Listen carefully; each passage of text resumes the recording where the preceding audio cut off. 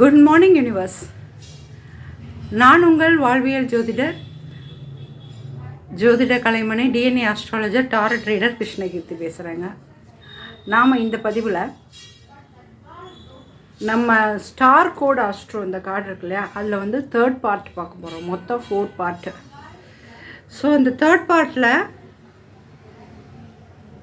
First card வந்து பார்த்திங்கன்னா entrance, அசன்டன்ஸ் அப்படின்னு கொடுத்துருப்பாங்க. அசன்டன்ட் அப்படின்னா ஏற்றம். 35th, நேற்று 34 வரைக்கும் பார்த்தோம், இப்போது 35. ஓகே, அடுத்து பார்த்திங்கன்னா 36 பினாக்கிள், மிட் ஹெவன் அப்படின்னு சொல்கிறாங்க. பினாக்கிள்னால் தெரியும் உங்களுக்கு, உச்சம். மிட் ஹெவன்னா வந்து நடுவானம், அந்த மாதிரி மீனிங் குறிக்கும். இது என்ன கொஸ்டின் வருதோ அந்த கார்டுக்கு ஏற்ற மாதிரி இது வரும். இப்போ எக்ஸாம்பிள் சொல்கிறேன் பாருங்கள். 37 வந்து டிசெண்டன்ட், இன்விடேஷன் அப்படின்னா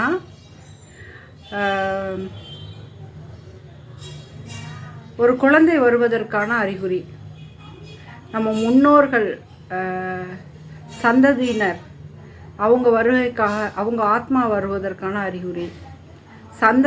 அவங்க நம்மளோட சந்ததியினர் அப்படின்னு சொல்லக்கூடிய அவங்கள குறிக்கும். அப்போ கீழே இன்விடேஷன் அப்படின்னு கொடுத்துருக்குன்னா அவங்கள இன்வைட் பண்ணுறோம் அப்படின்னு அர்த்தம். ஒரு வேளை நான் என்ன பண்ணால் முன்னேறலாம் அப்படிங்கிற கொஸ்டினுக்கு இது வந்தது, இந்த கொஸ்டின் வந்தது அப்படின்னா நீங்கள் வந்து உங்களோட ஃபோர் ஃபாதர்ஸை நல்லா ப்ரேயர் பண்ணிக்கணும் அப்படின்னு இதோட அர்த்தம். இப்போ இமம், இந்த கார்டு பேர் இமம் கோழி, இதை ஐசி அப்படின்னு சொல்லுவாங்க. அப்போது இந்த கார்டு என்ன அப்படின்னா, நான் கரெக்டாக ப்ரொனவுன்ஸ் பண்ணுறேன்னா டவுட்டு தான், இருந்தாலும் ஐசி அப்படின்னு ஷார்ட்டாக சொல்லுவாங்க இதை. ரூட் இது வந்து ஆக்சுவலாக ஒருத்தரோட ஆள் மனது, ஒரு விஷயம் ஆரம்பிக்குதுன்னா அதோட வேர்கள், ஒரு நார்த்து சைடு, இந்த மாதிரி நிறைய விஷயங்கள் குறிக்கும். நம்ம டிஎன்ஏவை வந்து குறிக்கக்கூடிய விஷயம். அப்புறம் வந்து ரூட் சக்ரா இருக்கு இல்லையா, அதை குறிக்கக்கூடிய விஷயம். ஸோ மூலம், கேது பகவான், எதுவுமே அடிமூலம், ரிஷி மூலம் அப்படிலாம் சொல்லுவாங்களா, அந்த மாதிரி ஒரு மூலம் அப்படிங்கிற ஒரு விஷயத்த குறிக்கக்கூடிய ஒரு விஷயம். பாருங்கள், அது வந்து பார்த்திங்க அப்படின்னா ஒரு பெரிய விருட்சகம். அதில் வந்து பார்த்திங்கன்னா நம்மளோட குண்டலினி சக்தி போட்டிருப்பாங்க, கீழே வந்து பார்த்திங்கன்னா வேர்கள் போட்டிருப்பாங்க. சரி, அடுத்து பாவக்கட்டம். இது வந்து முதல் வீடு. இது வந்து செகண்ட் ஹவுஸ். பார்த்திங்கன்னா அந்த செகண்ட் ஹவுஸ் பார்த்திங்கன்னா இது வந்து அஸ்ட்ராலஜி பேஸ் பண்ணி தான் பண்ணியிருக்காங்க. முதல் வீடுங்கிறது வந்து நம்மளோட அரைவல், நம்மளோட தலையை குறிக்கும். இருந்தாலும் காலபுருஷ தத்துவத்தின்படி இதோட முதல் வீடு நமக்கு கொடுத்துருக்காங்க. மேஷத்தை குறிச்சிருக்க தான் நினச்சி கொடுத்துருக்காங்க. ஆனால் இது வந்து மானையும் குறிக்கும், ரிஷபத்தையும் குறிக்கும். ஸோ இந்த ஃபஸ்ட்டு ஹவுஸ் வந்து இது ஒரு ஆக்சுவலாக இது முழுமையாக சொல்லப்போனால் மான் தான். கொம்புகள் நிறையா இருக்குது, ஆடாவும் எடுத்துக்கலாம். ஆனால் நான் என்ன சொல்கிறேன்னா, மேஷ ராசி தான் நம்ம காலபுருஷ தத்துவத்தின் முதல் வீடுங்கிறதுனால அதோட சிம்பாலிக் மாதிரி இருக்குது. அதே மாதிரி ரிஷபம் பணம் சம்மந்தமான வீடுங்கிறதுனால அதோட இது செகண்ட் ஹவுஸ் கொடுத்துருக்காங்க. அப்போ தேர்ட் ஹவுஸ் வந்து கம்யூனிகேஷன் அப்படிங்கன்னு கொடுத்துருக்காங்க. அதில் வந்து அது அப்படியே பாவக்கட்டம் தான். 2 பேர்ட்ஸு, இரட்டையர்கள் கொடுத்துருக்காங்க. 4th ஹவுஸ் பார்த்திங்கன்னா ஹோம். அப்போ 5th ஹவுஸ் பார்த்திங்கன்னா பேஷன், நம்மளோட உள்ளுணர்வு, நம்ம ஆசைகள், நம்மளோட சித்தாந்தம், சிந்தனை எல்லாம். 6th ஹவுஸ் வந்து உங்களுக்கு இது வந்து 6th ஹவுஸ். அதே மாதிரி 6th ஹவுஸ் பார்த்திங்க அப்படின்னா நிறைய விஷயங்கள் இதில் வந்து பாசிட்டிவாக கொடுத்துருக்காங்க. வந்து சஸ்டைனபிலிட்டி அப்படின்னு கொடுத்துருக்காங்க. அப்படின்னா கொஞ்சம் பொறுமையாக, நிதானமாக நம்ம வந்து கரையேறணும் அப்படிங்கிற மாதிரி இதில் சொல்லியிருக்காங்க. ஓகே, 7th ஹவுஸ் அப்படிங்கிறது வந்து ரிலேஷன்ஷிப். 2 கை வந்திருக்கு பார்த்திங்களா. அப்புறம் 8th ஹவுஸுங்கிறது மிஸ்ட்ரி, மர்மம். 8ஆம் இடம் நம்ம அப்படி தானே சொல்லுவோம். அப்புறம் 9th ஹவுஸ் வந்து எக்ஸ்ப்ளோரேஷன், புண்ணியம், பாக்கியஸ்தானம். 10th ஹவுஸ் வந்து அத்தாரிட்டி. பார்த்திங்கன்னா ஒருத்தர் வந்து மலை மேலே ஏறிட்டு இருக்க மாதிரி இருக்கும். இது என்ன அப்படின்னா உழைப்பு, சர்வைலுக்கு சொல்கிறாங்க. 11th ஹவுஸ் பார்த்திங்கன்னா கம்யூனிட்டி அப்படின்னு இதில் சொல்லியிருக்காங்க. நம்ம வந்து ஒரு லாபஸ்தானம் அப்படின்னு சொல்லுவோம். Introspection 12th house.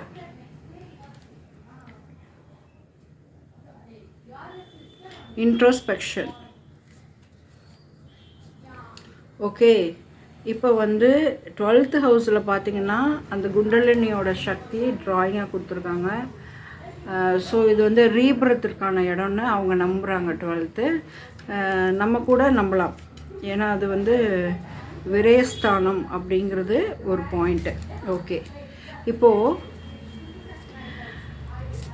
வந்து இப்போ அதில் பார்த்தீங்கன்னா நீங்கள் மேஷ ராசி பார்த்துருப்பீங்க, அப்புறம் ஒரு பிளானட் பார்த்துருப்பீங்க. இப்போ ஒருத்தவங்க வந்து ஏதாச்சும் ஒன்று நினச்சிக்கோங்க, அதோட ஆன்சர் என்ன நான் சொல்கிறேன்.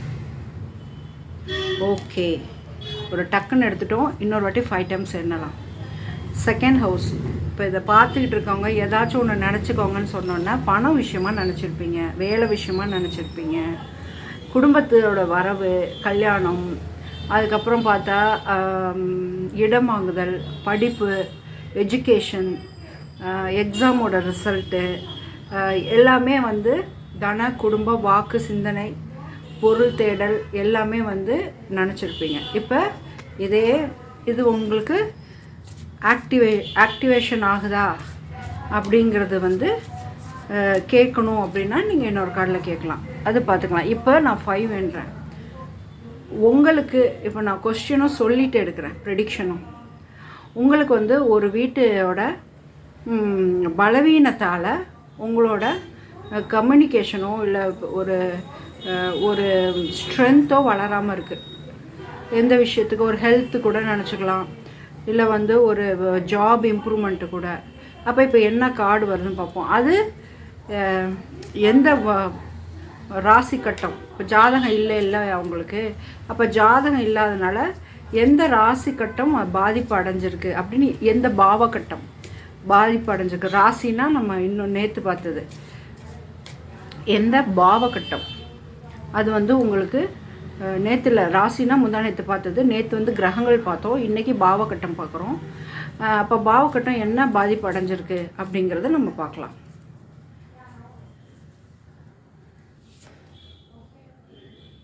ரூட் சக்கரா, அதாவது உங்களோட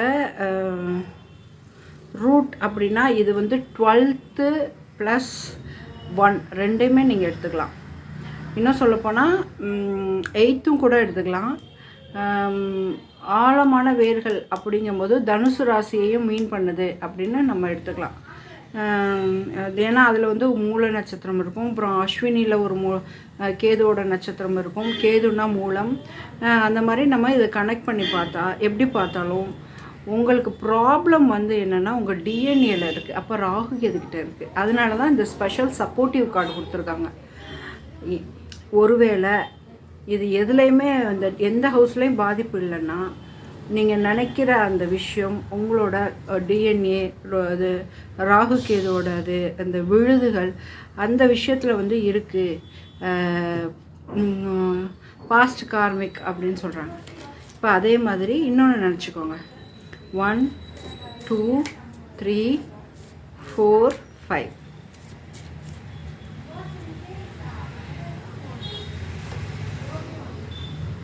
என்ன ஹவுஸ்? 8th house, mystery. அப்போ உங்களோட முன்னேற்றம் எதனால் தடுப்பதுன்னா 8th ஹவுஸில் பாதிப்பு இருக்குது. அப்போ உங்கள் ராசிக்கோ உங்கள் லக்னத்துக்கோ 8வது இடத்துல கண்டிப்பாக பாதிப்பு இருக்குது. அதனால் உங்களை முன்னேற விடாமல் தடுக்குது. இப்படி தான் இந்த கார்டோட ப்ரொசீஜர் இருக்கும். ஸோ ராசி இல்லாதவங்க நம்பர் சொல்லும்போது இப்போ ஒரு 1 to 12 ஒரு நம்பர் கேட்குறேன். நீங்கள் வந்து ஒரு எக்ஸாம்பிள் ஒரு 7 அப்படி எடுத்துக்கிறீங்கன்னு வச்சுக்கோங்க. இந்த எண் வந்து 2 பேருக்கு, ஒன்று வந்து 7 வந்து கேதுவோட நம்பர், 9னா வந்து செவ்வாயோட நம்பர். பட் கேதுவுக்குன்னு ஒரு இடம் தனிப்பட்ட முறையில் இல்லாதனால 7 வந்து நம்ம கேதுவை வந்து நம்ம செவ்வாயோட ஒப்பிடுறதுனால செவ்வாயோட ராசி கட்டத்தை வச்சு நம்ம எடுக்கலாம். ஸோ அந்த மாதிரி இதை வந்து நம்ம பார்க்கலாம். இப்போது சர்ப்ரைஸ், நான் வந்து சிவராத்திரிக்கு ஸ்பெஷல் ப்ரெடிக்ஷன் போடணுங்கிறதுக்காண்டி நம்ம சிவகாளி இவங்க இதெல்லாம் வாங்கியிருந்தேன். அப்படி இன்றைக்கி எனக்கு வந்தது தான் சிவகாளி கார்டு. ஸோ காளி தேவி மேலேயும் சரி, சிவன் மேலேயும் சரி, இல்லைன்னா வந்து பார்வதி தேவி, அவங்க நீங்கள் யாருக்கிட்ட வந்து இப்போ டிவோட்டியாக இருந்தாலும் இந்த ப்ரெடிக்ஷன் வந்து உங்களுக்கு ரொம்ப ஹெல்ப்ஃபுல்லாக இருக்கும். இதோட கார்டு பாருங்கள், அமேசிங்காக இருக்குல்ல, சூப்பர்ங்க, ரொம்ப அமேசிங்காக இருக்குது. அப்படி லைட்டிங் ஜொலிக்குது. சரி, ஓகே, 1லேருந்து 5 வேணுமே. நீங்கள் சிவன்கிட்டையும் வேண்டிக்கலாம், காளிக்கிட்டையும் வேண்டிக்கலாம். இதில் வந்து விநாயகர், சிவன், காளி, ஹனுமன் எல்லாருமே இருக்காங்க. ஆனால் நீங்கள் வேண்டிக்கிறது வந்து சிவன்கிட்டையும் காளிகிட்டையும் வேண்டிக்கிட்டு, நான் காலையிலே எடுத்துட்டேன், எனக்கு என் டாக்டருக்கெலாம் உங்களுக்கு என்ன மெசேஜ் வேணும் அப்படின்னு நீங்கள் கேளுங்க.